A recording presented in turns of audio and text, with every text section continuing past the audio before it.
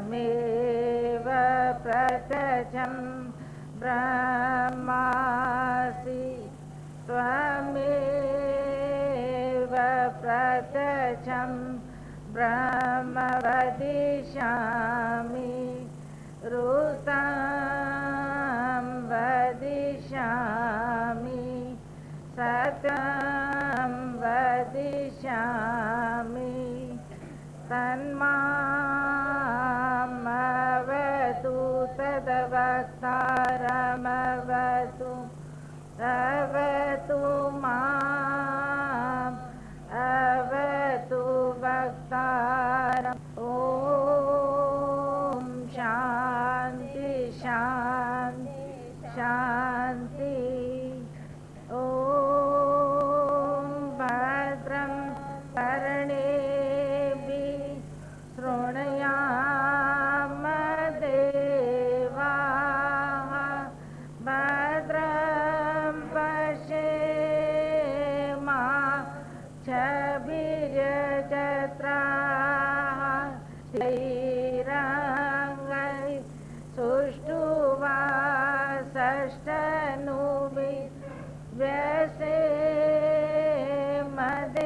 सुष्ठुवासष्टनुभिर्व्यसेमदेवहितं यदायु स्वस्ति न इन्द्रो वृद्धश्रवाः स्वस्ति नः पूषा विश्ववेदाः स्वस्ति नस्तार्क्ष्यो अरिष्टनेमि स्वस्ति नो बृहस्पतिर्दधातु ॐ शान्ति शान्ति शान्ति ॐ सहना भवतु सहनौ भुनक्तु सह वीर्यं करवावहै तेजस्विनावधीतमस्तु मा विद्विषावहै ॐ शान्ति शान्ति शान्ति हरि ओम्।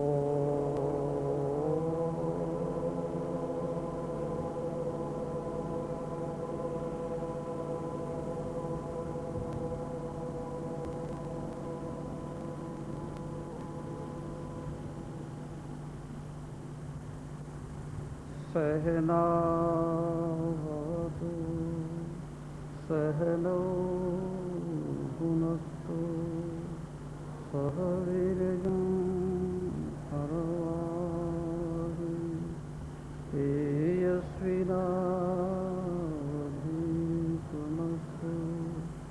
मा विद्विषावहै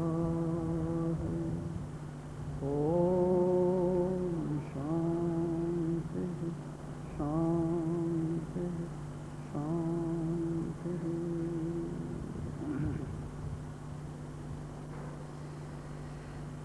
श्रीमद् भगवद गीता का 5वां अध्याय है और 28वां सूत्र है। अब केवल एक ही सूत्र शेष रहा है। श्री कृष्ण अर्जुन से कह रहे हैं, यतेन्द्रिय मनोबुद्धिर मुनिर्मोक्ष परायणः विगतेच्छा भय क्रोधो ये सबह मुक्त एव सह। देखो ये प्रकरण ध्यान का चल रहा है। ये गीता के 5वें अध्याय के जो अंतिम सूत्र हैं ये ध्यान की ओर इशारा कर रहे हैं, क्योंकि 6ठे अध्याय में श्री कृष्ण सब कुछ ध्यान पर ही कहने वाले हैं। इस सूत्र में भगवान श्री कृष्ण ये कह रहे हैं, यतेन्द्रिय मनोबुद्धिर मुनिर्मोक्ष परायणः, जिसके मन वश में है, जिसके इंद्रियां वश में हैं और जिसके बुद्धि वश में है, और जिसके सारे विकार शांत हो गए हैं और जिसकी सारी वासनाएं शांत हो गई हैं, और जिसके मन में कोई इच्छा नहीं है, कोई भय नहीं है, किसी तरह का क्रोध नहीं है, श्री कृष्ण कह रहे हैं वो जीवन मुक्त है। वो इस पृथ्वी पर रह रहा है और जी रहा है, और जीते हुए वो जीवन मुक्त है। ये जो मृत्यु के बाद मुक्ति कही गई है ना, गीता इसे पसंद नहीं करती है। गीता कह रही है मरने के बाद जो मुक्ति है उस मुक्ति से क्या लेना देना हमें। मुक्ति वस्तुतः वही है जो जीते जी ये मुक्ति है। श्री कृष्ण अर्जुन से कह रहे हैं यह मुक्त यानी जीवन मुक्त वही है।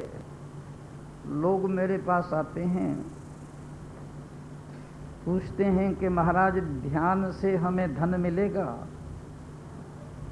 ध्यान से हमें संपत्ति मिलेगी, ध्यान से हमें पद मिलेगा, ध्यान से हमें प्रतिष्ठा मिलेगी, ध्यान से हमें जमीन जायदाद मिलेगी, हमारे कल कारखाने खुलेंगे ध्यान से, ध्यान से हमें राज्य मिलेगा, ध्यान से हमें इंद्र पद प्राप्त होगा, और ध्यान से हमारी जो संतान है वो हमारी आज्ञा मानने लगेगी। ध्यान से जहाँ जहाँ हम आएंगे वहाँ वहाँ हमारा स्वागत और सत्कार होने लगेगा। क्या मैं उन्हें कहता हूँ कि ध्यान से तुम्हें धन तो नहीं मिलेगा लेकिन धर्म मिलेगा, ध्यान से तुम्हें शांति मिलेगी, ध्यान से तुम्हें संतोष मिलेगा, ध्यान से तुम्हें तृप्ति मिलेगी, ध्यान से तुम्हें आनंद मिलेगा, ध्यान से तुम्हारे जीवन में एक अनंत आनंद की अनुभूति होगी। ध्यान से तुम्हारे बाह्य संसार का विकास होगा या नहीं होगा इसके संबंध में हम कुछ भी नहीं कह सकते, लेकिन ध्यान से तुम्हारे अंतर जगत का विकास होगा। धन से जो कुछ भी तुम्हें मिलेगा उसकी कोई गारंटी नहीं है कि धन से जो कुछ तुम्हें मिला है वो है, लेकिन ध्यान से तुम्हें जो कुछ मिलेगा उसकी गारंटी है। ये प्रकरण ध्यान का है। स्वामी रामकृष्ण परमहंस को बचपन से ही समाधि लग जाती थी, बचपन से ही उन्हें ध्यान लग जाता था। किसी नदी के किनारे बैठ जाते थे, किसी पेड़ के नीचे बैठ जाते थे, घर के किसी कोने में ही सिमट कर बैठ जाते थे, घंटों घंटों भर वो ध्यान में डूबे रहते थे, घंटों घंटों भर वो समाधि में चले जाते थे। बचपन से ही उनके अंदर ये प्रवृत्ति थी, बचपन से ही ध्यान और समाधि के कीटाणु और उसके बीज उनके अंदर मजबूत थे। लेकिन घर वालों को तो बड़ी चिंता होती थी महाराज। यहाँ लोग आकर ये तो कहते हैं कि महाराज ध्यान बहुत बड़ी चीज है और समाधि बहुत बड़ी चीज है, लेकिन यदि उनके किसी बेटे को ध्यान लगने लग जाए और यदि घर की किसी बहू को समाधि लगने लग जाए तो हाहाकार मच जाएगा। डॉक्टरों के पास जाएंगे कि कैसी बहू आ गई और कैसा बेटा घर में आ गया। बड़े अजीब लोग हैं महाराज। यहाँ आकर तो हमें कहते हैं कि महाराज सत्संग बहुत अच्छी चीज़ है, इससे अच्छी चीज़ दुनिया में और कोई भी नहीं हो सकती, और ये कीर्तन भजन भी बहुत अच्छी चीज़ है।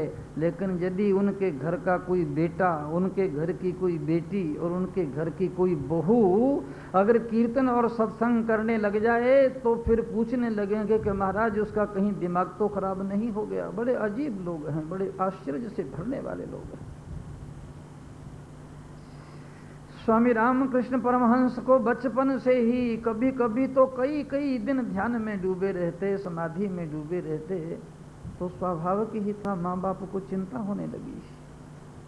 कैसा बेटा है, न स्कूल जाता है, न किताबें पढ़ता है, न किसी मास्टर के पास बैठता है, और ना ही संसार के किसी काम में रुचि लेता है, अभिरुचि लेता है। तो माँ बाप को बड़ी चिंता होने लगी।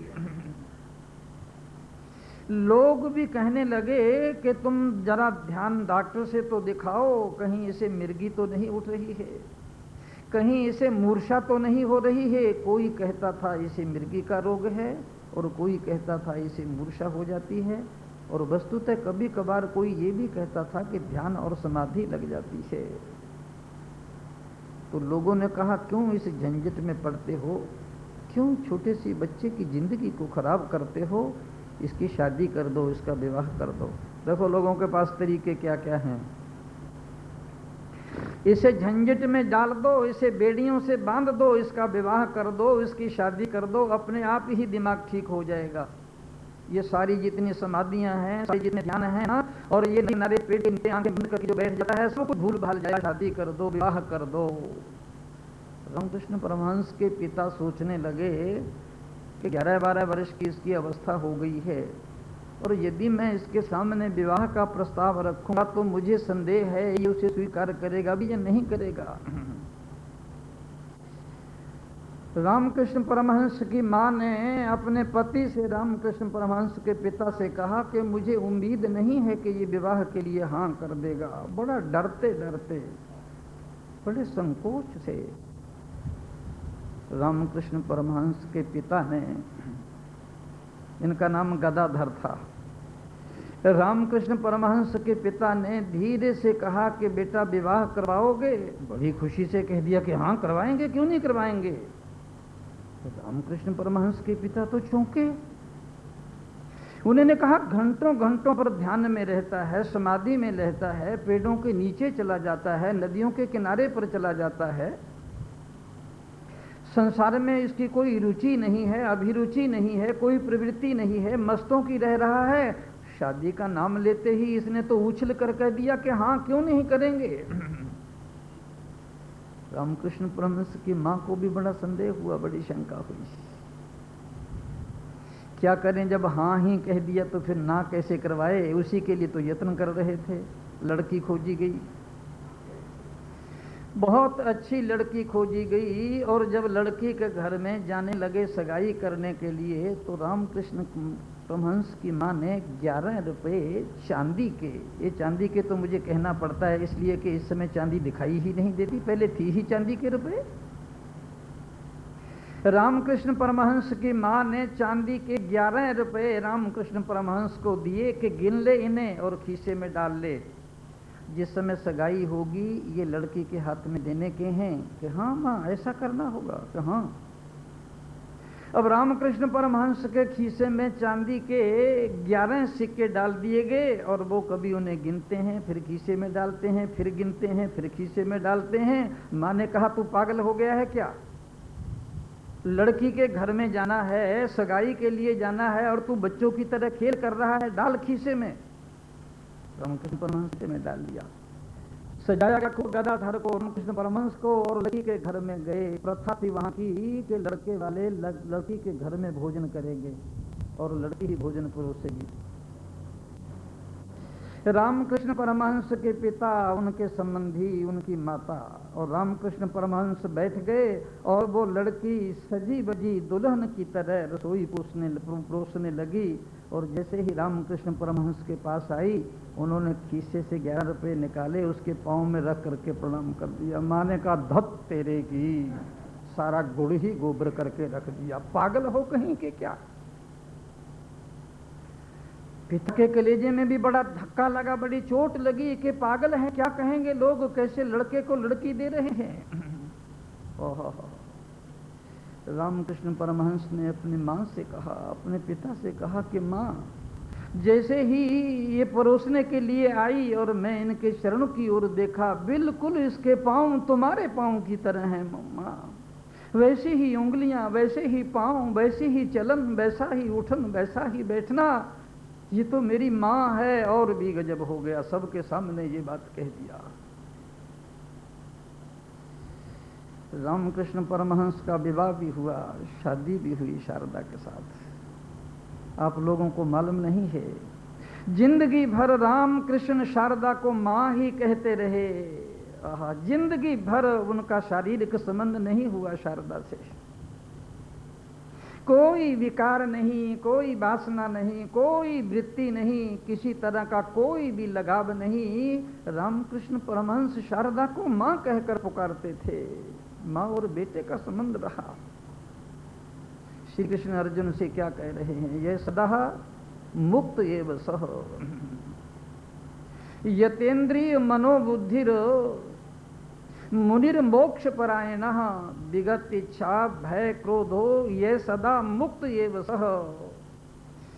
जिसका मन वश में है, जिसके इंद्रियां वश में है, जिसके बुद्धि वश में है, और जिसके मन में कोई विकार नहीं है, कोई वासना नहीं है, कोई इच्छा नहीं है, किसी प्रकार का कोई भय नहीं है, जिसके मन में किसी तरह का क्रोध नहीं है, श्री कृष्ण कह रहे हैं सयुक्त, वो तो ज्ञानी है। सयुक्त मुक्त एव सह, वो ज्ञानी है, वो गुणातीत है, वो योगी है। देखो, ये है ध्यान का प्रकरण। ध्यान में 3 चीजों की बहुत ज्यादा जरूरत है। इन 3 चीजों के बिना यदि आप चाहो तो ध्यान नहीं लगेगा। ध्यान की ही बात नहीं कर रहा हूं, पाठ पूजा भी नहीं होगी, प्रार्थना भी नहीं होगी, इन 3 चीजों को बिना माला भी नहीं होगी, इन 3 चीजों के बिना सत्संग भी नहीं होगा। इन 3 चीजों की ओर आपका ध्यान दिला रहा हूं जो श्री कृष्ण ने गीता में बार बार अर्जुन से कही है। पहली चीज तो ये है कि चित्त की एकाग्रता, और दूसरी चीज है इस एकाग्रता के लिए जीवन की परिमितता, और तीसरी ओर है कि संसार की ओर देखने की हमारी शुभ दृष्टि ही। कथन तो मैं बिल्कुल नहीं करता प्रकरण को, ये मेरी प्रतिज्ञा है। मेरे दादा गुरु ने कहा था कि बेटा कथा करनी हो तो ऐसी कथा करना जो बच्चा भी समझ जाए, और यदि कोई ना समझे तो तुम ये समझ लेना कि ये तुम्हारी भूल है, ये सुनने वाले की भूल नहीं है। ओहो, ये मेरे दादा गुरु ने मुझको कहा था। ये सदा मुक्त ये बस। ध्यान के लिए पहली चीज है चित्त की एकाग्रता। चित्त की एकाग्रता का अर्थ है चित्त की चंचलताओं पर अंकुश। चित्त की एकाग्रता का अर्थ है चित्त की चंचलताओं पर अंकुश, और जीवन की परिमितता का अर्थ है हमारी जो प्रतिदिन क्रियाएं हो रही हैं वो नपी तुली होनी चाहिए, संयत होनी चाहिए। समदृष्टि का अर्थ है संसार की ओर देखने की जो हमारी दृष्टि है वो प्रेम पूर्ण होनी चाहिए, मंगल पूर्ण होनी चाहिए। अगर ये 3 चीजें हैं तो ध्यान लगेगा। अगर इन 3 चीजों में एक भी चीज हमारे पास नहीं है तो ध्यान नहीं लगेगा। अब इसका थोड़ा सा विचार कर लिए। चित्त की चंचलताओं पर अंकुश, एकाग्रता चाहिए। व्यवहार हो या व्यापार हो या बिजनेस व्यापार हो और या परमार्थ हो, चित्त की एकाग्रता चाहिए ही चाहिए। बिना चित्त की एकाग्रता के सफलता नहीं मिलेगी, सिद्धि नहीं मिलेगी। आज तक जिन लोगों को सफलता मिली है, जिन लोगों को सिद्धि मिली है, और जिन लोगों के हाथ में ज्ञान लगा है, भक्ति लगी है, बोध लगा है, और जिन लोगों के हाथ में ऊंचाइयां लगी हैं, वो एकाग्रता के कारण लगी हैं। अगर किसी के पास एकाग्रता है तो उसे जीवन के किसी भी क्षेत्र में सफलता मिलेगी। चित्त की चंचलताओं पर उनको अंकुश है। अब छोटी सी बात कहूं आपसे, परमार्थ की नहीं, व्यवहार की कह रहा हूं। मैंने इतिहास में पढ़ा है कि नेपोलियन बोनापार्ट युद्ध के मैदान में घोड़े की पीठ पर सो जाता था। नेपोलियन बोनापार्ट युद्ध के मैदान में घोड़े की पीठ पर सो जाता था। यहाँ तलवारें चलती थी, और जहाँ तोपें गरजती थी, और जहाँ गोलियां बरसती थी, और जहाँ दुश्मन के सिपाही कट कट कर गिरते थे, ऐसी जगह पर नेपोलियन घोड़े की पीठ पर नींद ले लेता था। मैं ये नहीं कह रहा कि नेपोलियन कोई योगी था, कोई संत था, कोई महात्मा था, कोई गुणातीत था। मैं ये नहीं कह रहा कि नेपोलियन कोई बहुत बड़ा अद्भुत और विचित्र कोई महात्मा था। नहीं, मैं एकाग्रता की बात कर रहा हूं। ऐसी स्थिति में जहां तोपें गरजती हों, गोलियां बरसती हों, तलवारें चमकती हों, और दुश्मन के सिपाही कट कट कर गिर रहे हों, ऐसी स्थिति में कोई आदमी घोड़े की पीठ पर सो सकेगा? बिना एकाग्रता के नहीं सो सकेगा। तुम्हारे पास एयर कंडीशन रूम है, डल्लप के गद्दे हैं, कोई आवाज नहीं, किसी तरह का कोई हो हल्ला नहीं, कोई डिस्टर्ब नहीं करने वाला तुम्हें, और तुम्हें गोलियां खाए बिना नींद नहीं आती है। क्यों? कभी सोचा आपने? एकाग्रता नहीं है हमारे मन में, हमारी इंद्रियों पर हमारा कोई अंकुश नहीं है, बिल्कुल ही अंकुश नहीं है। मैंने तो यहां तक इतिहास में पढ़ा कि नेपोलियन बोनापार्ट युद्ध के मैदान में घोड़े की पीठ पर घोड़े के लगाम को मुंह में लेकर उसने अपनी प्रेयसी को पत्र लिखे हैं, और उन पत्रों की जब नीलामी होने लगी तो एक एक पत्र की कीमत कई कई लाख गुना बढ़ गई। इतने सुंदर पत्र लिखे हैं घोड़े की पीठ पर बैठकर, लगाम मुंह में लेकर, युद्ध के मैदान में। यहाँ तोपें गरज रही हैं, जहाँ गोलियां बरस रही हैं, और जहाँ तलवारें चम रही हैं, वहाँ पर घोड़े की पीठ पर बैठ करके उसने अपनी प्रेयसी को पत्र लिखे हैं। सोचो थोड़ी देर के लिए, ये बिना एकाग्रता के संभव नहीं है। ध्यान के लिए एकाग्रता जरूरी है, ध्यान के लिए संयम जरूरी है। मैंने ये भी पढ़ा है कि जिस समय नेपोलियन बोनापार्ट बहुत गरीब था, सुंदर था, ये जिस दिनों में पढ़ता था, दिन में तो काम करता था और रात्रि को पढ़ाई करता था। जिस कमरे में, जिस कुटिया में ये रहता था, उसके सामने एक महिला रहती थी। उसके पास गजब का सौंदर्य था, गजब का संगीत था, गजब की सुगंधी थी, और डांस में वो एक नंबर थी। उसने नेपोलियन बोनापार्ट को देखा तो रिझाने की कोशिश की। वो घूमती घुमाती नेपोलियन बोनापार्ट के रूम में पहुंच जाती। कितने वर्ष तक नेपोलियन वहां रहा, एक दिन एक मिनट भी उसे बात करने का चांस नहीं दिया उसने। कभी वो किताब पढ़ रहा है, कभी वो कमरे में झाड़ू दे रहा है, कभी अपना भोजन बना रहा है, अपना काम कर रहा है, और वो आती और चली जाती। जिस समय नेपोलियन बोनापार्ट फ्रांस का प्रधानमंत्री बना, घोड़े पर बैठकर शाही लिबास में वहीं पर पहुंच गया, उस महिला ने उसे पहचाना नहीं। नेपोलियन बोनापार्ट ने कहा कि बहन, एक बात बताओगी, इस कमरे में कभी नेपोलियन बोनापार्ट नाम का कोई युवक रहता था क्या? उसने कहा हाँ। कि उसके संबंध में कुछ बता सकती हो, वो कैसा था? उसने कंधे बिचकाए, जैसे बंबई के लोग बिचकाते हैं। यूं कंधे बिचकाए उसने कहा, क्या पूछते हो उसके संबंध में? ना तो सौंदर्य से प्रेम उसे, ना संगीत से प्रेम उसे, ना नृत्य से प्रेम उसे। ऐसा शुष्क, ऐसा कठोर, ऐसा पत्थर जैसा नवयुवक, किताब किताब और काम काम ही केवल वो जानता था, और कुछ जानता ही नहीं था। नेपोलियन बोनापार्ट हंसा और मुस्कुराया। उसने कहा, बहन वही नेपोलियन बोनापार्ट मैं तुम्हारे सामने खड़ा हूँ।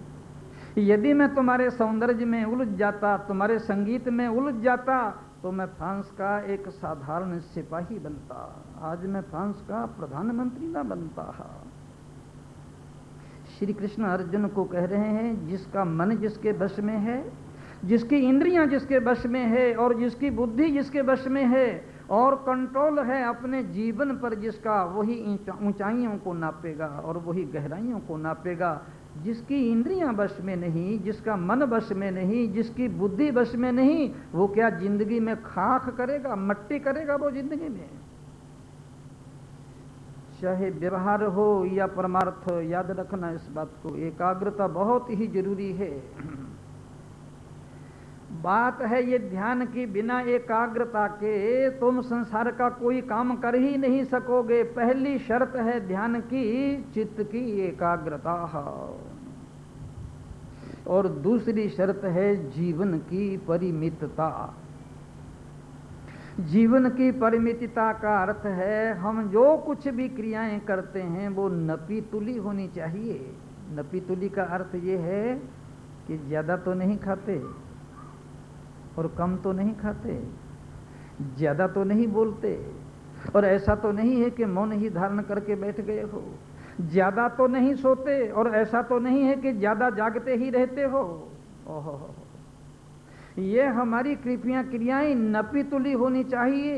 हरिद्वार में महाराज एक 80-90 वर्ष के बूढ़े महात्मा थे, मैं उनके चरणों में बैठा हुआ था। एक नवयुवक महात्मा आया, उसने भोजन छोड़ दिया था, दूध छोड़ दिया था, फल छोड़ दिए थे, केवल गंगा जल पी करके ही रहता था। वो युवक महात्मा जब उन बूढ़े महात्मा के पास आया तो मैं उनके चरणों में बैठा हुआ था। उसने कहा कि मैं जब रात को सोता हूं तो स्वप्न में देवी देवता आते हैं मेरे पास, और स्वप्न में बहुत कुछ कह जाते हैं देवी देवता, लेकिन जो कुछ कहते हैं वो पूरा नहीं होता। उस बूढ़े महात्मा ने धीरे से कहा कि बेटा मेरी बात मानोगे कि हाँ, कि तुम भोजन करना शुरू कर दो। वो तो चला गया उठ करके। बाद में मैंने उनसे कहा, महाराज ये भोजन नहीं करता, दूध नहीं पीता, फल नहीं खाता, गंगा जल पीता है, आपने ये क्या कर दिया? तो तपस्या कर रहा है। मुझे कहने लगे, बेटा खाक तपस्या कर रहा है, भोजन नहीं कर रहा, दूध नहीं पी रहा, फल नहीं खा रहा, इसके दिमाग में गर्मी चढ़ गई है, कोई देवी देवता नहीं आते हैं स्वप्न में। तो 5-6 दिन के बाद जब वो महात्मा मिला, मैंने कहा अब कैसा है? कहता कोई स्वप्न नहीं आता, कोई देवी देवता नहीं आते। अरे अगर बिल्कुल ही खाना पीना छोड़ दोगे, दिमाग में गर्मी चढ़ जाएगी, कहीं के कहीं पहुंच जाओगे। श्री कृष्ण कह रहे हैं कम तो नहीं खाते और कहीं ज्यादा तो नहीं खाते और ज्यादा तो नहीं बोलते, बोलते हैं तो बोलते ही जाते हैं, बोलते ही जाते हैं, कहीं विराम और विश्राम लेते ही नहीं। ये नहीं देखते हैं कि दूसरा आदमी उगता रहा है, दूसरा आदमी उब रहा है। हरिद्वार में मेरे पास एक महात्मा आते से, मेरे मित्र थे दंडी स्वामी, अब नहीं रहे। वो जैसे ही आते बोलना शुरू करते, बंद ही नहीं होते थे, विराम ही कहीं नहीं लेते थे, मुझे एक शब्द भी बोलने का वो मौका नहीं देते थे। और जब विदा होते थे तो मेरे को कहते थे, कुटस्थ तुम्हारी बातें सुनकर के बड़ा आनंद आया। मैं आश्चर्य की बात है, मैंने एक भी बात नहीं कही, मैंने एक भी बात नहीं कही, मेरी कौन सी बातें सुनकर के आपको आनंद आया? देखना कोई दंडी स्वामी नहीं, ये बंबई के लोगों की बात है। दंडी स्वामी तो मैं कह देता हूं तुम लोगों की इज्जत बचाने के लिए। लोग मेरे पास आते हैं, मन भरा होता है, ये तूफान उगलते रहते हैं और जाते समय कहते हैं कि महाराज बड़ा आनंद आया आपकी कथा सुन करके। ले बोलो कथा, मैं एक शब्द नहीं बोला, तुम्हें कहां से आनंद आ गया? श्री कृष्ण कह रहे हैं भांप लो अपने आप को, अपनी क्रिया को, ज्यादा तो नहीं बोलते और ऐसा तो नहीं है कि मौन ही धारण करके बैठ गए हो, बोलते ही नहीं हो, ये भी अच्छा नहीं। श्री कृष्ण अर्जुन को कह रहे हैं, एक तो चित्त की एकाग्रता चाहिए और दूसरी जीवन की परिमितता चाहिए। नपा तुला हुआ जीवन चाहिए। जैसे हम औषधि नपी तुली खाते हैं, यदि दवाई ज़्यादा खा जाएंगे तो नुकसान करेगी और यदि कम खाओगे तो फायदा नहीं करेगी। दवाई नपी तुली खाई जाती है महाराज। इसी प्रकार क्रियाएं हमारी नपी तुली होनी चाहिए, क्योंकि प्रकरण ये ध्यान का है। श्री कृष्ण अर्जुन से कह रहे हैं कि मनुष्य का जीवन नपा तुला होना चाहिए। चित्त की एकाग्रता, जीवन की परिमितता और संसार की ओर देखने की हमारी मंगलमयी दृष्टि होनी चाहिए। ये तीसरी चीज का ध्यान रखना। हमारा मन कैसे शांत होगा, कैसे समाहित होगा, हमारे को ध्यान कैसे लगेगा, तुम समाधि में कैसे जाओगे, ये जीवन की मंगलमयी दृष्टि का अर्थ है। दूसरों के दोष नहीं देखना, दूसरों के दुर्गुण नहीं देखना, दूसरों की बुराइयां नहीं देखना। यदि तुम दूसरों के दोष देखोगे, दूसरों के दुर्गुण देखोगे, दूसरों की बुराइयां देखोगे, तुम ध्यान में जा कैसे सकोगे? तुम्हारी सारी इंद्रियां, तुम्हारा मन और तुम्हारी बुद्धि दोषों पर चली गई, दुर्गुणों पर चली गई, दुर्बुद्धि पर चली गई। अब तुम ध्यान क्या खाक करोगे, पूजा पाठ क्या करोगे? तुम सोचो तो सही थोड़ी देर के लिए। ये संसार की ओर देखने की हमारी मंगलमयी दृष्टि होनी चाहिए। कि महाराज मंगलमयी दृष्टि तो होनी चाहिए, दोष देखने तो नहीं चाहिए। लेकिन ये बूढ़े बाबा ब्रह्मा से कहना था ना आपने जाकर के, प्रेमपुरी में क्यों बोल रहे हो? उसने हमारे शरीर की रचना ही ऐसी कर दिया। आंख भी बाहर देखती है, कान भी बाहर, नाक भी बाहर, जीभ भी बाहर, हाथ भी बाहर, पांव भी बाहर। जैसे ही दृष्टि दिलाते हैं तो चली जाती है। ठीक है भाई, तब बूढ़े ब्रह्मा को तो कुछ कहा नहीं जा सकता, वो आते भी नहीं है। एक बार सृष्टि बना करके छुप गए हैं कहीं। सबसे पहली बात तो ये है कि तुम दूसरों के दोष और दुर्गुणों को देखो ही मत, और यदि तुम्हें दिखाई दे जाएं तो कहो मत।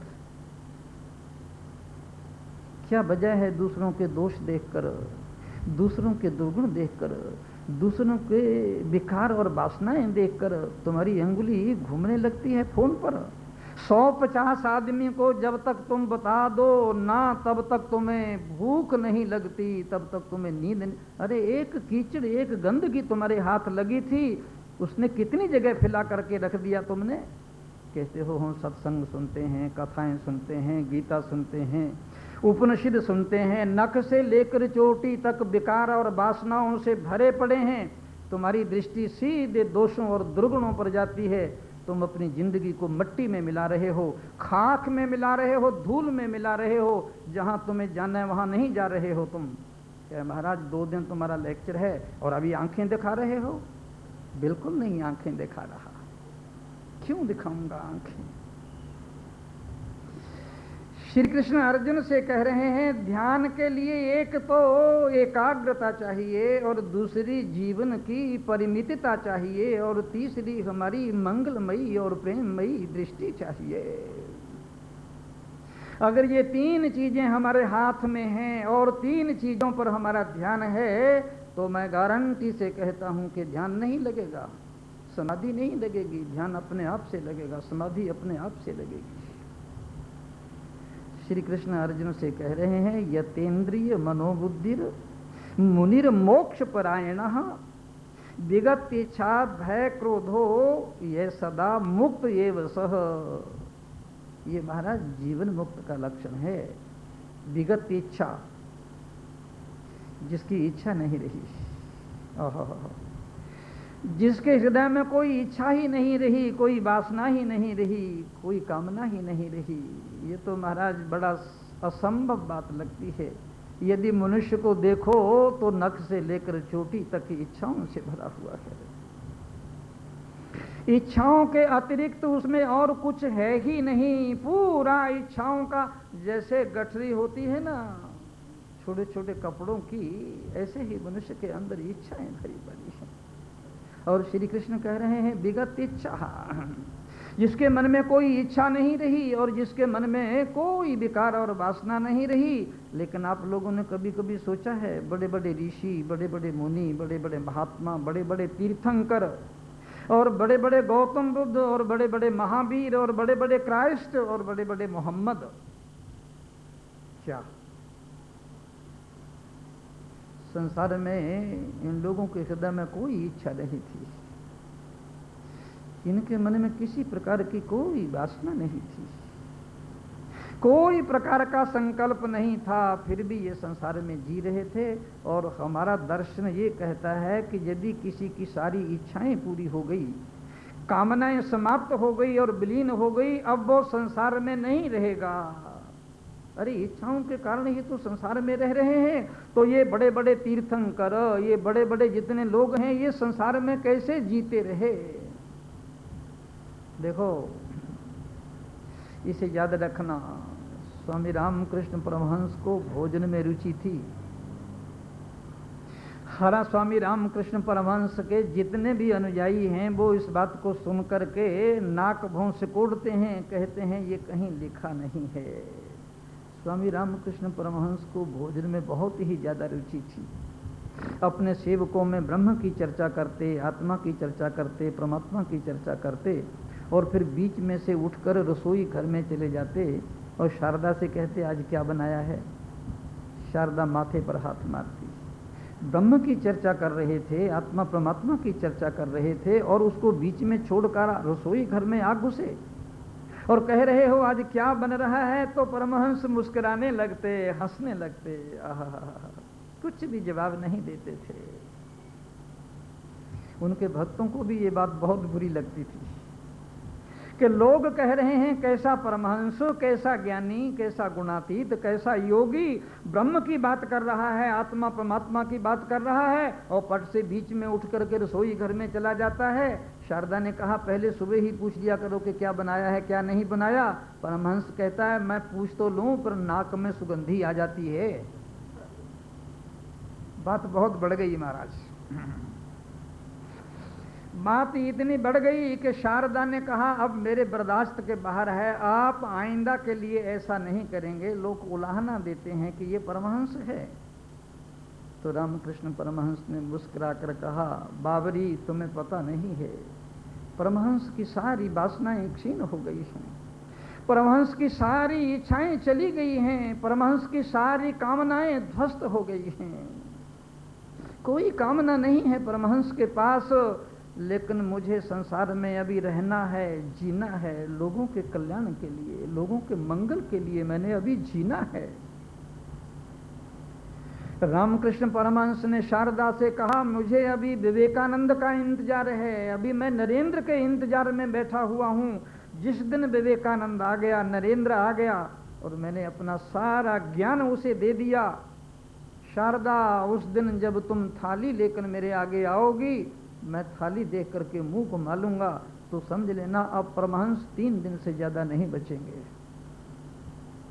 शारदा को विश्वास नहीं हुआ, उनके सेवकों को भी विश्वास नहीं हुआ। जब नरेंद्र आ गया, विवेकानंद आ गया, उन्होंने अपना पूर्ण ज्ञान और सारा ध्यान विवेकानंद को भर दिया, और जैसे ही रसोई का थाल लेकर शारदा आई, रामकृष्ण परमहंस ने मुंह घुमा लिया उधर और सिर नीचे कर लिया, झन्ना कर थाली नीचे गिर गई। शारदा कांपने लगी। उसने कहा परमहंस ये क्या? कि शारदा मैंने तुम्हें कहा था ना कि अब 3 दिन से ज्यादा नहीं बचूंगा। तुम्हें मालूम नहीं है बाबरी, नौका की सारी जंजीरें खुल चुकी हैं, नौका की सारी रस्सियां टूट चुकी हैं, नौका नदी के किनारे खड़ी है केवल एक रस्सी के सहारे। जिस दिन वो रस्सी टूट गई, वो जंजीर टूट गई, ये नौका अनंत यात्रा के लिए निकल चुकेगी। आज जिस वासना के सहारे, कामना के और इच्छा के सहारे मैंने अपनी जिंदगी की नौका को घो रखा था, आज वो भी टूट गई है। सचमुच में रामकृष्ण परमहंस 3 दिन से ज्यादा नहीं रहे। विगत इच्छा, जिसके हृदय में किसी प्रकार की कोई इच्छा नहीं रहती, कोई वासना नहीं रहती, कोई काम नहीं रहता, आप लोगों को मालूम नहीं है, और मालूम हो भी तब ये बातें दिल में बैठती नहीं है। ये वासनाओं से और इच्छाओं से और संकल्पों विकल्पों से जो कुछ भी हम पैदा करते हैं, ये आखिरी में जाकर ये करेले की तरह कड़वे हो जाते हैं, जहर हो जाते हैं। आखिरी घड़ियों में मनुष्य की आंखें नहीं खुलती, कभी कभी खुल जाती हैं, कभी कभी नहीं खुलती। जैन शास्त्रों में मैंने एक कहानी पढ़ी कि एक आदमी सम्राट बन गया था, चक्रवर्ती सम्राट। चक्रवर्ती सम्राट बनना मामूली बात नहीं है। चक्रवर्ती सम्राट कोई हजारों लाखों और करोड़ों वर्षों के बाद ही बनता है। एक ही चक्र घूमता है पूरे विश्व में उसका, उससे कोई और बड़ा नहीं होता। बंबई के सारे लोग चक्रवर्ती बनने की धुन में है। अब ना बन पाए ये बात दूसरी है, लेकिन चक्रवर्ती कौन नहीं बन सकता कि मेरा ही चक्र घूमे, मेरी ही हुकूमत चले और मेरे लिए ही बैंड बाजे बजें, मेरे लिए ही शहनाइयाँ बजें और मेरे लिए ही तोपें गरज गरज कर स्वागत करें और मेरे लिए ही सबसे बड़ी कुर्सी हो। कौन नहीं चाहेगा ऐसे? लेकिन चक्रवर्ती को एक सुविधा मिलती थी। जैन शास्त्रों में लिखा हुआ है कि स्वर्ग में एक हिमालय नाम का पर्वत है, उस पर्वत के ऊपर चक्रवर्ती जाकर नाम लिखता है अपना मोटे मोटे अक्षरों में, और वो नाम उसका अरबों खरबों करोड़ों वर्षों तक रहता है कि ये चक्रवर्ती हो गया। बड़े ठाठ से गया नाम लिखने के लिए, धूमधाम से गया, फौज फांटा साथ में लेकर गया और अपनी रानियों को भी उसने साथ में ले लिया कि तुम भी चलो, मौका है, देखो तो सही तुम्हारे पति को क्या वैभव मिला है, क्या गौरव मिला है। हर पति अपनी पत्नी को अपना वैभव और गौरव दिखाना चाहता है। जब द्वार पर गया, द्वारपाल ने कहा ना तो तुम्हारा रथ जाएगा, ना ये तुम्हारे रिश्तेदार संबंधी जाएंगे और ना तुम्हारी पत्नियां भीतर जाएंगी, तुम अकेले ही जाओगे। उसने कहा यार कुछ घूस घूस ले लो, जाने दो ना अंदर। तो उसने कहा ये बंबई नहीं है, ये दिल्ली नहीं है, यहाँ घूस कुछ भी नहीं चलेगी, ये फौज फांटा बाहर ही रहेगा तुम्हारा, तुम अकेले जाओ। और उस द्वारपाल ने कहा कि छेनी हथौड़ी लेकर आए हो क्या? नहीं। क्या हाँ वो तो लेके आया हूँ, सोने की छेनी हथौड़ा सोने का। उसने कहा आ जाओ अकेले। जैसे ही वो सम्राट भीतर घुसा, उसने कहा तुम करोड़ों वर्ष भी यदि इस पर्वत का चक्र लगाओ तो नहीं लगा सकोगे, इतना बड़ा पर्वत है ये। लेकिन उस द्वारपाल ने कहा कि इस पर 1 इंच भी जगह नहीं बची नाम लिखने की। उसने कहा है इस पृथ्वी पर इतने सम्राट हो गए चक्रवर्ती, 1 इंच जगह नहीं है, बोलो नाम कहाँ लिखोगे तुम? हंसता हुआ आया था, आंखों में टप टप करके आंसू गिरने लगे, वो रोने लगा। इतने बड़े पृथ्वी में सम्राट चक्रवर्ती सम्राट हो गए और मैं नाम लिखने के लिए आया, इसमें 1 इंच भी जगह नहीं है। एकदम दीन बन गया, दरिद्र बन गया, भिखारी बन गया जो चक्रवर्ती सम्राट बन के आया था। तो उसने कहा अब क्या करूं, वापस लौटूं? उसने कहा फिर एक ही काम है, दूसरे किसी का नाम मिटाओ और उस पर अपना नाम लिखो। तो उसने कहा फिर दूसरा आकर मेरे नाम को मिटा देगा, फायदा क्या? दूसरा कोई आएगा मेरे नाम को मिटा देगा। छोड़ो इन इच्छाओं को, छोड़ो इन संकल्पों को, छोड़ो इन वासनाओं को। तुम जो ये सोच रहे हो कि हमारा नाम अमर रहेगा, कोई अमर नहीं रहता है। याद रखना, इस पृथ्वी पर अमरता की बात ही छोड़ देना, अहंकार के स्वप्न ही छोड़ देना, वृत्तियों को ही छोड़ देना। मैंने एक और छोटी सी कथा पढ़ी। एक लखपति आदमी था, उसकी माँ बूढ़ी हो गई थी। उसने एक दिन अपने बेटे को बुलाया कि बेटा जब भी तुम हिसाब किताब करते हो, वही खाता लेकर बैठते हो, अपने मुनीमों से बात करते हो तो लाखों की बात करते हो। बेटा अब मैं बूढ़ी हो गई हूँ, कमर झुक गई है, कानों से सुनाई नहीं देता, आंखों से दिखाई नहीं देता और किसी भी दिन मैं इस संसार से विदा हो जाऊंगी। तुम एक काम करो, ये लाख रुपए कम से कम मुझे दिखा तो दो अपनी आंखों से कि कितने हैं। मेरे मन में इन लाख रुपयों को देखने की इच्छा है। उसने कहा माँ पहले ही क्यों ना बोली तू? उस धनी ने चांदी के लाखों सिक्कों का ढेर बना दिया। तो उस बूढ़ी माँ ने कहा कि बेटा अब इन सिक्कों के ऊपर मेरा बैठने का मन भी है। तो उसने चबूतरा बना दिया लाखों रुपयों का और कहा माँ बैठ जाओ इस पर। बुढ़िया ठाठ से बैठ गई उस पर। अब उस धनपति ने सोचा मेरी माँ है, बूढ़ी है, इसके पेट में 9 महीने में रहा और इसने मुझे जीवन दिया, इसने मुझे जन्म दिया। तो उसी चबूतरे पर बिठाकर उस धनी ने माँ के चरण धोए, चरणामृत लिया, आरती उतारी, चंदन लगाया, माला पहनाई, आंखों में आंसू भरकर माँ को प्रणाम किया कि माँ अब तुम्हें संतोष है? वो कहती हाँ बेटा मुझे संतोष हो गया।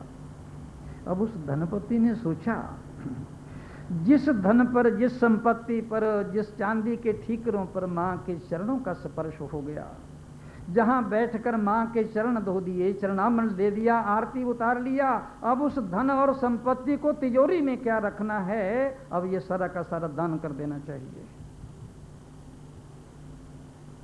उस गांव में जो सबसे ज्यादा गरीब आदमी था ना, सबसे अधिक गरीब ब्राह्मण, उस गरीब ब्राह्मण को बुलाया जिसके घर में 7-7 दिन भोजन भी नहीं बनता था। और जिस समय वो गरीब ब्राह्मण आया तो उस धनी ने उससे कहा कि ये 1 लाख रुपया तो मैं दे रहा हूं पंडित जी। अहंकार आ गया, मन में अभिमान आ गया। आय हाय हाय, इस तरह का 1 लाख रुपया तुमको कभी नहीं दिया होगा किसी ने, तुम्हें ऐसा दाता कभी नहीं मिला होगा जैसा मैं हूं। ब्राह्मण बड़ा नम्र था, बड़ा विनयी था, बड़ा पढ़ा लिखा था, उसका भी आत्म अभिमान जाग गया। उसने खीसे से चांदी का 1 रुपया निकाला और 1 लाख में रखा, कह लो ये मैं तुम्हें 1 रुपया डाल करके वापस दे रहा हूं। तुम्हारे जैसा देने वाला नहीं मिला तो मेरे जैसा त्यागने वाला भी नहीं मिला।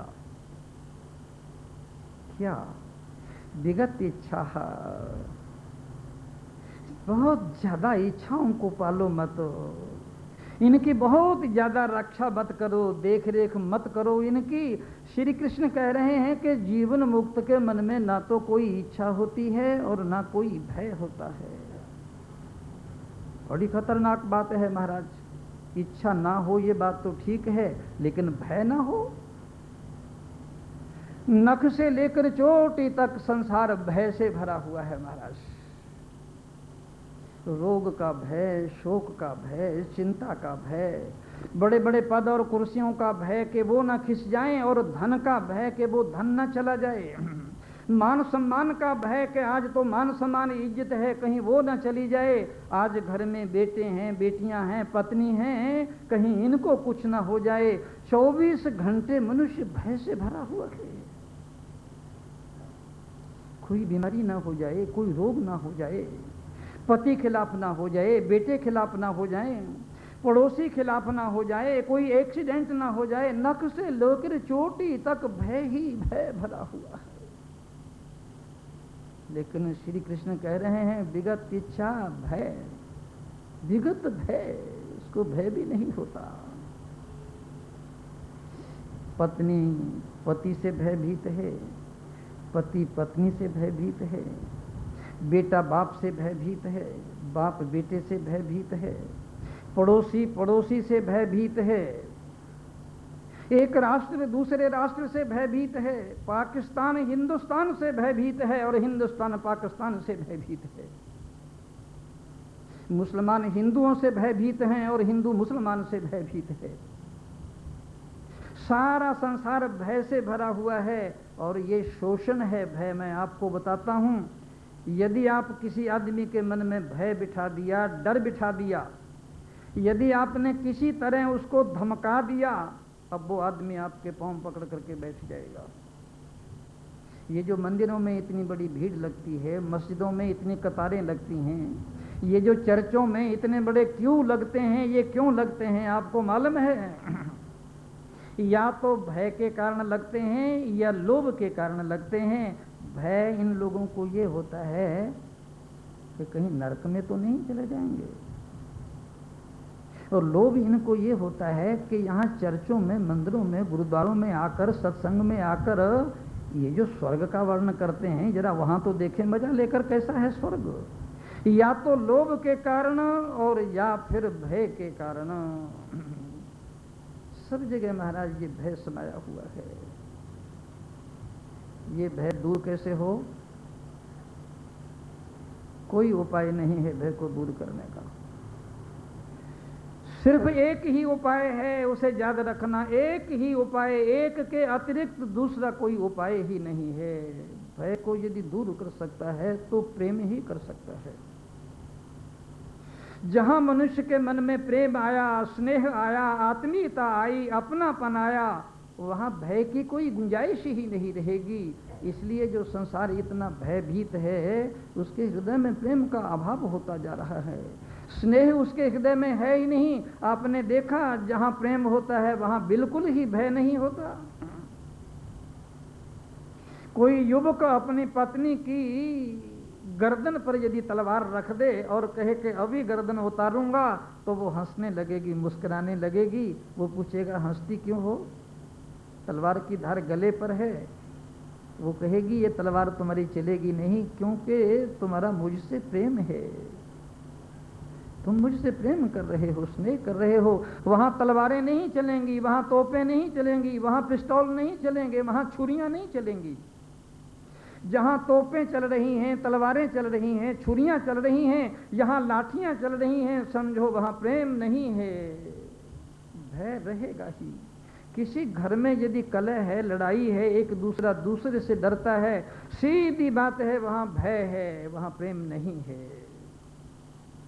श्री कृष्ण कह रहे हैं विगत इच्छा भय, विगत इच्छा विगत भय, और क्रोध भी नहीं है उसमें। ये तो बड़ी मुश्किल बातें कह रहे हैं श्री कृष्ण, क्रोध नहीं है उसमें। क्रोध तो नख से लेकर चोटी तक भरा हुआ है महाराज। हमारे जीवन में जरा जरा सी बातों पर हमें क्रोध आता है, लेकिन एक बात जान लेना, क्रोध की जो गति है, जो प्रवाह है, वो नीचे की ओर है। जैसे नदी चलती है नीचे की ओर चलेगी। पर्वत से झरने झरते हैं, पानी नीचे की ओर आएगा। लोटे में पानी ले लीजिए, यूं फेंक दीजिए, पानी नीचे की ओर जाएगा। क्रोध की गति हमेशा नीचे की ओर होती है। कितनी पागलपन और कितनी मूर्खता है। कोई क्रोध करे और कोई क्रोध दिलाए, और तुम रात दिन क्रोध निकालते हो किसी पर। ऑफिस में जाते हो, दुकान में जाते हो, किसी से लड़ाई हो जाती है, झगड़ा हो जाता है, या कोई बातचीत बढ़ जाती है, तुम्हें क्रोध आ जाता है, गुस्सा आ जाता है, उत्तेजना आ जाती है। वहाँ तो तुम कुछ बोल नहीं सकते और भीतर ही भीतर क्रोध को दबा लिया है, और घर में आते ही किसी जरा सा निमित्त लेकर वो क्रोध पत्नी पर निकालते हो। बिना प्रयोजन के, बिना मतलब के दंगा फसाद करना शुरू कर दे हो। ये तख्ता ठीक नहीं है, ये गिलास ठीक नहीं रखा है, ये टीवी ऐसे क्यों कर दिया, मैंने फोन किया था तुम घर में नहीं थी। बिना मतलब और बिना प्रयोजन के वहां के क्रोध को आकर पत्नी पर निकालते हो। क्रोध किसने करवाया और निकाल कहां रहे हो? और पत्नी भी गुस्से में आ जाती है, उत्तेजना में आ जाती है, नाराज हो जाती है, और पति को तो कुछ कह नहीं सकती, क्योंकि हम लोगों ने कह दिया कि पति तो परमात्मा है। भूल हो गई हम लोगों से, जान सच कहता हूं मैं। ये जो हम रात दिन कहते हैं पति परमात्मा है, पति परमात्मा है, वो कहते हैं रोज सत्संग में ये महात्मा कहते हैं, और पति से क्या कहना, पर क्रोध तो आ गया उसको, गुस्सा तो आ गया। अब वो गुस्सा निकालने के इंतजार में रहती है। मुन्ना आता है झूमता स्कूल से, गीत गाता हुआ, कोई फिल्म का गीत गा रहा है, पकड़ लिया, कान मारा एक तमाचा के फिल्म का गीत गा रहा है। अब गुस्सा पति का और निकाल रहे हैं बेटे पर। तो बेटा क्या करे, गुस्सा तो उसको भी आ गया, और मम्मी को तो कुछ कह नहीं सकता, वो अपने खिलौनों की टांग तोड़ देता है, वो जाकर अपनी किताबों को फाड़ कर फेंक देता है। क्रोध की गति निम्न की ओर होती है, नीचे की ओर होती है। इसको थोड़ा सोचो, इसको थोड़ा विचारो। आपस में गुस्से होकर आते हो और बच्चों के कान मरोड़ने लगते हो, नौकरों पर तूफान ढाने लगते हो। श्री कृष्ण अर्जुन से कह रहे हैं, अर्जुन ये कोई व्यावहारिक संसारी आदमी हो सकता है, लेकिन जो गीता के अनुसार जीवन मुक्त है, विगत इच्छा भय क्रोधो, वो युक्त है और वो जीवन मुक्त है। उसने जीवन में अपने रहस्य को जान लिया है, अपने रहस्य को पा लिया है। श्लोक को एक बार फिर पढ़ लो। जतेन्द्रिय मनोबुद्धिर मुनिर मोक्ष परायण विगत इच्छा भय क्रोधो ये सदा मुक्त एव सह। आज इतना ही, शेष कल।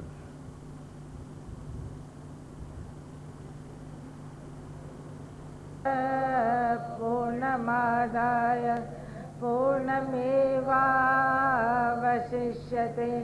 ओम शांति शांति शांति। ओम भद्रं कर्णेभिः शृणुयाम देवाः।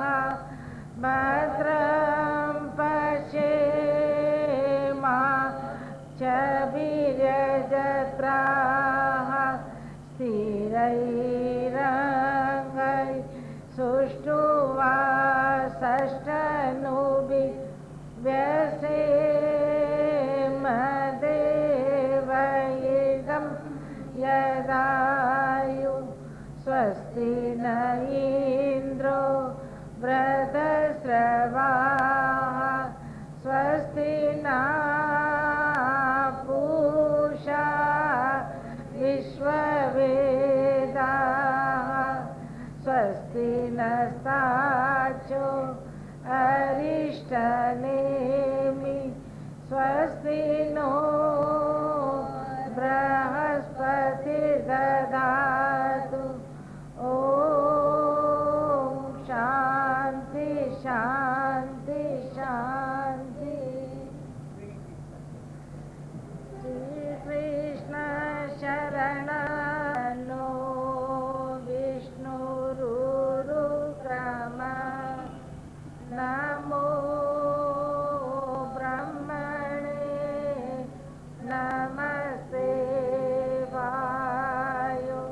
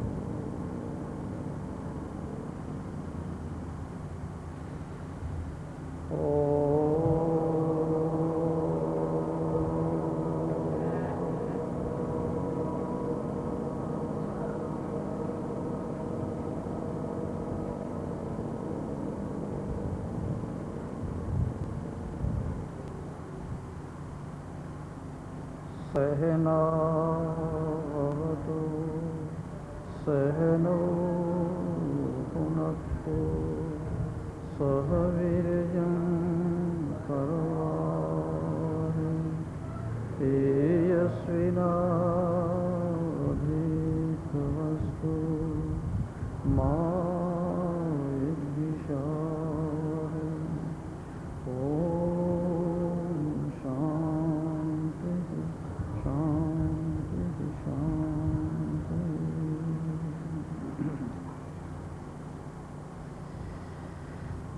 श्रीमद् भगवद गीता का 5वां अध्याय और सूत्र है अंतिम, यानी गीता का 5वां अध्याय पूरा हो गया। 29वां सूत्र है, बड़ा अद्भुत और बड़ा अनूठा सूत्र है। श्री कृष्ण कह रहे हैं, भोक्तारम यज्ञ तपसाम सर्वलोक महेश्वरम सुहृदम सर्वभूतानां ज्ञात्वा माम शांतिम विच्छति ही। श्री कृष्ण कह रहे हैं कि तुम 3 बातों को जान लो तो तुम्हारे जीवन में शांति उतर आएगी। 3 बातों को जान लो, मान लो नहीं। गीता में कहीं भी मानने पर ज्यादा जोर नहीं दिया गया है, जानने पर ही जोर दिया गया है। क्योंकि मान लेने से हमारी सारी समस्याएं हल नहीं होती हैं। हमारी जितनी भी समस्याएं हैं वो सारी जान लेने से ही हल होती हैं। इसलिए श्री कृष्ण अर्जुन से कह रहे हैं कि अर्जुन तुम सही सही और सत्य सत्य 3 बातों को जान लो तो जीवन में शांति उतर आएगी। तो 3 बातें क्या हैं? बड़ी अद्भुत बड़ी अनूठी बातें हैं। एक तो भगवान श्री कृष्ण ये कह रहे हैं कि भगवान क्या खाता है तुम इस बात को जान लो, और दूसरे भगवान करता क्या है इस बात को जान लो, और तीसरे भगवान का स्वभाव कैसा है इस बात को जान लो। केवल इन 3 बातों को जान लो और हृदय में बिठा लो तो निश्चित ही तुम्हारे जीवन में शांति उतर आएगी। भोक्तारम यज्ञ तपसाम सर्वलोक महेश्वरम सुहृदम सर्वभूतानां ज्ञात्वा माम शांतिम विच्छति ही। भगवान खाता क्या है? स्वयं श्री कृष्ण बोल रहे हैं कि मैं क्या खाता हूं, अब तुम जो भी खिलाओ उसे, ये तुम्हारी मर्जी पर निर्भर करता है, तुम्हारी भावना पर निर्भर करता है, तुम्हारी भक्ति पर निर्भर करता है।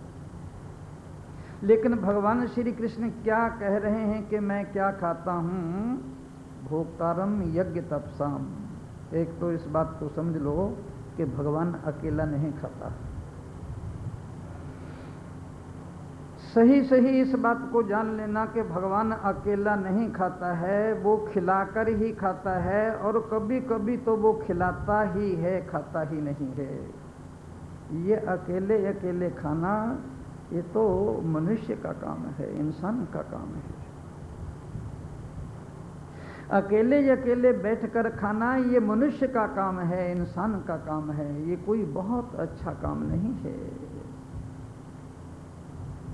3 बातों को जान लो, श्री कृष्ण कह रहे हैं अर्जुन से। अब जान लो, ये तुम्हारी इच्छा पर निर्भर करता है। भगवान कभी अकेला नहीं खाता है, वो खिलाकर खाता है। अकेला मनुष्य खाता है, क्योंकि मनुष्य ने अपनी देह को ही सब कुछ समझ लिया है।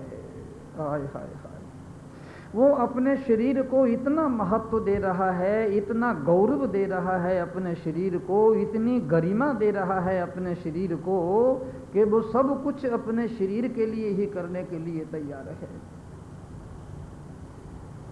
वो रात दिन भरण पोषण में लगा हुआ है शरीर के, और इसी को सजाने और संवारने में लगा हुआ है। अपने शरीर और देह के लिए ये पशु पक्षियों को काट काट कर खाता है। और आश्चर्य की बात है कि पशु पक्षियों की देह और उनका शरीर तो काम में भी आ जाता है, इसका शरीर तो किसी काम में भी नहीं आता। अकेले खाने की आदत केवल एक मनुष्य को है, इसलिए याद रखना, कभी भी भूल कर अकेले नहीं खाना। तुम कहो कि महाराज हम अकेले खाते नहीं हैं, हम प्रेमपुरी में रोज सत्संग सुनते हैं, हम तो भगवान को भोग लगाकर खाते हैं। तो कहाँ अकेले खाना हो गया, भगवान को तो हमने भोग लगा दिया। देखो, इस बात के लिए गीता इनकार नहीं करती है। गीता ने इस बात के लिए बिल्कुल इनकार नहीं किया, स्वीकार करती है गीता इस बात को। लेकिन श्री कृष्ण तो और ही बात कह रहे हैं। ये जो प्रतिदिन आप घर में भोग लगाकर खाते हैं, इससे भी ऊंची बात कह रहे हैं वो। क्या? भोक्तारम यज्ञ तपसाम, भगवान अकेले नहीं खाता, खिलाकर खाता है। वृंदावन में भगवान ग्वाल वालों को खिलाकर ही खाते थे। वृंदावन में भगवान गौओं को खिलाकर ही खाते थे, पशु पक्षी पेड़ पौधों को खिलाकर ही खाते थे। उन्होंने कभी अकेले में खाया नहीं था। एक दिन केवल अकेले में मिट्टी खाई थी, ब्रजरज खाई थी, हंगामा खड़ा हो गया। केवल एक दिन खाई उन्होंने मिट्टी, ब्रजरज, हंगामा खड़ा हो गया, बवंडर खड़ा हो गया, तूफान खड़ा हो गया। सारे ग्वाल वालों ने घेर लिया भगवान को। भगवान ने कहा कि मैंने अपराध क्या किया है, मैंने दोष क्या किया है, मैंने ब्रजरज ही तो खाई है, मिट्टी ही तो खाई है। ग्वाल वालों ने कहा तुमने अकेले खाई क्यों? चाहे मिट्टी खाई हो, चाहे ब्रजराज खाई हो, लेकिन ये आदत गंदी तुम्हें पड़ कहां से गई अकेले खाने की? दूध खाते हो, मिश्री खाते हो, मक्खन खाते हो, पहले हमें खिलाते हो फिर खाते हो। ये ब्रजरज भी खानी थी तो पहले हमें बुला लेना था कि आओ इसका भोग लगाओ, तुमने अकेले खाया क्यों? श्री कृष्ण ने अपने दोनों कान पकड़े कि बस अब आगे से अकेला नहीं खाऊंगा। क्या? पहली बात तो ये है कि भगवान अकेला नहीं खाता, अकेला इंसान खाता है। और दूसरी बात ये है कि जिस ढंग से हम भोजन करते हैं उस ढंग से भगवान भोजन नहीं करता है। हमारे घरों में टेबल लगते हैं, कुर्सियां लगती हैं, थालियां लगती हैं, रसोईया रसोई बनाता है, बढ़िया बढ़िया सब्जियां बनती हैं, दालें बनती हैं, मिष्टान्न बनते हैं, और फिर टेबल पर उसे परोसा जाता है, और फिर घर वाले आकर बैठ जाते हैं, बड़े मज़े से बड़े आनंद से भोजन करते हैं। लेकिन भगवान ऐसा भोजन कभी नहीं करता। भगवान के घर में ना कोई टेबल है, ना कोई कुर्सी है, ना कोई रसोईया है, ना कोई रसोई घर है, ना कोई रसोई का सामान है, ना कोई टेबल सजाता है, ना कोई कुर्सी सजाता है। भगवान के पास ये सब चीजें हैं ही नहीं। कभी किसी शास्त्र में और किसी वेद पुराण में आप मुझे दिखा दो कि भगवान ने टेबल लगाकर और कुर्सी लगाकर तुम्हारी तरह खाया हो। है ही नहीं उसके घर में ये व्यवस्था। इस तरह खाने की व्यवस्था भगवान के घर में नहीं है। भगवान क्या खाते हैं, अब इस बात की ओर ध्यान दिलाते हैं। भोक्तारम यज्ञ तपसाम, भगवान कह रहे हैं मैं यज्ञ खाता हूँ और भोग और तप खाता हूँ, दो चीजें मेरा भोजन है, यज्ञ और तप। बड़ा अद्भुत और बड़ा अनूठा सूत्र है महाराज। यज्ञ, गीता यज्ञ का अर्थ बड़ा सरल, बड़ा सहज और बड़ा स्वाभाविक यज्ञ का अर्थ कर रही है गीता। हमारे किसी शास्त्र में और किसी धर्म ग्रंथ में ऐसा अर्थ नहीं किया गया महाराज। यज्ञ का जैसा अर्थ श्री कृष्ण ने किया है। श्री कृष्ण कह रहे हैं यज्ञ, मैं यज्ञ का भोजन करता हूं। जो यज्ञ करता है, यह जो प्रेमपुरी में सत्संग हो रहा है, इससे बड़ा कोई यज्ञ होगा क्या? ये जो प्रातः काल आप लोग यहाँ पर आ जाते हैं और सत्संग शुरू हो जाता है, इससे बड़ा कोई यज्ञ है क्या? 24 घंटों में बड़ी मुश्किल से कुछ क्षण हम खींचते हैं और यहाँ आकर बैठ जाते हैं हम लोग। यहाँ इस यज्ञ में हमको कितनी शांति मिलती है, कितना संतोष मिलता है, कितनी तृप्ति मिलती है, कितना आनंद मिलता है। कुछ क्षणों के लिए हमारी जिंदगी में जितने दुख हैं, जितने भी क्लेश और कष्ट हैं और जितने भी बवंडर हैं, कुछ क्षणों के लिए हम भूल जाते हैं। इससे बड़ा कोई यज्ञ होगा क्या? यहाँ आकर हमारी श्रद्धा को बल मिलता है, हमारे प्रेम को बल मिलता है, हमारी भक्ति को बल मिलता है। इस यज्ञ में आकर हम लोगों के भीतर एक ज्योतिर्मय पुरुष जाग उठता है। इस यज्ञ में आकर हमारी नींद टूटती है, हमारे स्वप्न भंग होते हैं, हमारी गहरी से गहरी तंद्रा भंग होती है। इस यज्ञ में कोई झटके देकर हमें उठाता है कि उठो, जागो। इससे बड़ा कोई यज्ञ होगा क्या? कोई इससे बड़ा यज्ञ नहीं है महाराज। और श्री कृष्ण कह रहे हैं मैं यही यज्ञ का भोजन कर रहा हूं, मेरा भोजन यही है। ये जो प्रातः काल आप इस यज्ञ में आकर सम्मिलित हो गए हैं और थोड़ी देर के लिए भगवान के साथ एक हो गए हैं और कुछ क्षणों के लिए दूध मिश्री की तरह आप भगवान के साथ मिल गए हैं, श्री कृष्ण कह रहे हैं बस भोग लगा दिया, मुझे भोजन कर लिया मैंने। यज्ञ ही तो मेरा भोजन है, यज्ञ के अतिरिक्त मेरा भोजन और कुछ है ही नहीं। भोक्तानम यज्ञ तपसाम। देखना, इस यज्ञ से कभी चूक मत जाना, इस यज्ञ से कभी भूल मत जाना। ये बहुत बड़ा प्यारा यज्ञ है, ये ज्ञान का यज्ञ है, ये भक्ति का यज्ञ है, ये प्रेम का यज्ञ है। 23 घंटे आप कितनी चिंता में रहते हैं, कितनी फिक्र में रहते हैं, कितने गम में रहते हैं। टूट जाता है मनुष्य, खंड खंड हो जाता है मनुष्य। सायंकाल जब घर में आता है तो जरा उसका चेहरा तो देखो, बिना शराब पिए और बिना कोई नशा किए उसे चैन ही नहीं आती। और यहाँ एकदम तरोताजा होते हैं आप। जैसे गंगोत्री और गंगा जल में नहाकर कोई तरोताजा हो जाता है, ठीक ऐसे ही इसको श्री कृष्ण यज्ञ कह रहे हैं। भोक्तारम यज्ञ तपसाम। देखो, गीता कहती है जब आप किसी भूखे को भोजन कराते हैं तो ये यज्ञ है। गीता कहती है जब किसी प्यासे को पानी पिलाते हो तो ये यज्ञ है। गीता कहती है जब किसी नंगे को वस्त्र देते हो तो ये यज्ञ है। गीता कहती है जब किसी बीमार को दवाई देते हो और सेवा करते हो तो ये यज्ञ है। गीता कहती है जब तुम किसी असहाय आदमी की सहायता करते हो तो ये यज्ञ है। गीता कहती है जब किसी दुखी के आंसू पोंछते हो तो ये यज्ञ है। गीता कहती है जब धीरे से तुम किसी की पीठ को थपथपा कर कहते हो कि चिंता मत करो, ये यज्ञ है। भगवान कहते हैं मेरा ये भोजन है। लो बताओ, श्री कृष्ण कह रहे हैं ये यज्ञ है, बड़ा सरल, बड़ा सीधा, बड़ा स्वाभाविक यज्ञ श्री कृष्ण बता रहे हैं। अब आप करो या ना करो, ये बड़े बड़े यज्ञ तुम्हारे बस की बातें हैं क्या? बंबई के लोग छोटे छोटे फ्लैटों में इतने इतने बड़े यज्ञ करेंगे क्या? पंडाल लगते हैं, वेदियां बनती हैं, कितना बड़ा सामान आता है, ब्राह्मण आते हैं पगड़ा बगड़ा बांधे हुए, स्वाहा स्वाहा हो। अरे जरा सा यज्ञ करते हैं तो फ्लैट धुएं से भर जाता है। बच्चे कहते हैं ये और कहीं कर लो ना डैडी, लेकिन श्री कृष्ण इस यज्ञ की चर्चा ही नहीं कर रहे। वो कह रहे हैं बड़ा सरल, बड़ा स्वाभाविक, बड़ा सहज ये यज्ञ तुम्हारे घरों में हो रहा है, उस यज्ञ को छोड़ना मत, ये अकेले खाने की आदत छोड़ देना। ये जो देह की इतनी पूजा